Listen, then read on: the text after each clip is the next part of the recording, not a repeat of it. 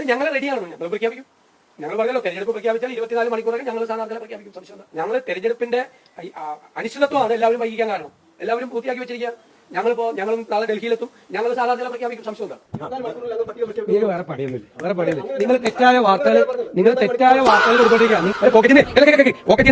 ഇതാണ് സ്ഥാനാർത്ഥി എന്ന് പ്രഖ്യാപിക്കുന്ന പാർട്ടിയല്ല കോൺഗ്രസ്. അതിന്റെ പരിശോധിക്കുന്നത് ഇതാണ് സ്ഥാനാർത്ഥി എന്ന് വീഡിയോ പോയിട്ട് യോഗത്തിൽ KPCC പ്രസിഡന്റ് യോഗത്തിൽ ഇതാണ് സ്ഥാനാർത്ഥി എഴുതിയെടുത്തു എന്ന് പറയുന്ന പാർട്ടിയല്ല കോൺഗ്രസ്. ഒരു സ്ഥാനാർത്ഥിയുടെ പേര് പറഞ്ഞാൽ അതിന്റെ മെറിറ്റും ഡിമെറിറ്റും ചർച്ച ചെയ്യും. അങ്ങോട്ട് ചർച്ച ചെയ്ത് അവസാനം ഞങ്ങളൊരു സമരത്തിൽ അങ്ങനെയാണ്.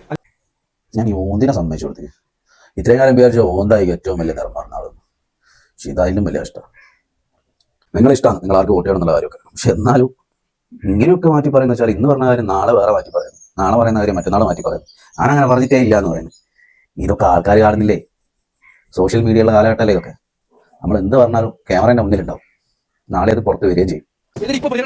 ഞങ്ങൾ പ്രചരിപ്പിച്ചു CMDR പൈസ കൊടുക്കുന്നത് UDF പ്രചരിപ്പിച്ചു. ഞങ്ങൾ ആരോടെ കേരളത്തിൽ പറഞ്ഞു CMDR പൈസ കൊടുക്കുന്നത് കള്ളത്തരം പറയാണ്, പച്ചക്കള്ളം പ്രചരിപ്പിക്കുകയാണ്. സംഭാവന നൽകാനുള്ള തീരുമാനത്തിൽ രമേശ് ചെന്നിത്തലയ്ക്കെതിരെ KPCC പ്രസിഡന്റ് കേസ് പരാതിയാണ്. ഇടതുപക്ഷത്തിന്റെ കയ്യിൽ മാസം കൊടുക്കേണ്ട കാര്യമില്ല. സർക്കാർ സംഭാവന കൊടുക്കണമെന്ന് ആരും പറഞ്ഞില്ല. കോൺഗ്രസ് പാർട്ടിക്ക് പണം സ്വീകരിക്കാൻ അതിന്റേതായ ഫോർം രമേശ് ചെന്നിത്തലയും അതുവഴിയാണ് പണം നൽകേണ്ടതും രമേശ് ചെന്നിത്തല ചെയ്യുന്നത് ശരിയല്ല കേസ് ചേർത്തിട്ടുള്ളൂ.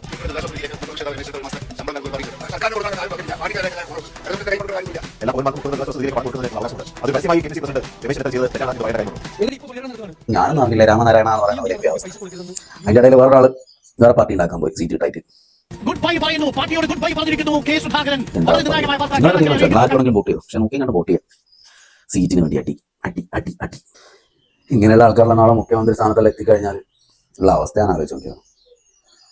അവസാനം 5 കൊല്ലം കഴിഞ്ഞാൽ പറയും ഞാനിങ്ങനെ പറഞ്ഞിട്ടില്ലല്ലോ, അത് നിങ്ങൾ ഉണ്ടാക്കിയെടുത്തല്ലേ വികസനം എന്നോ ഞാൻ പറഞ്ഞിട്ടേ ഇല്ല എന്നറിയും. ഓരോ മനുഷ്യന്മാരുടെ അവസ്ഥ. ഈ ഇലക്ഷൻ തീരുന്നതിന് മുന്നേ ആൾക്കാരെ തീരുമാനിച്ചാൽ മതി. ഈ ഇലക്ഷൻ നിൽപ്പിക്കാനാവില്ല. അതുകൊണ്ടതെ അടിയെല്ലാം ഞാൻ ഇപ്പം എന്നാ ഞാൻ പോകണം.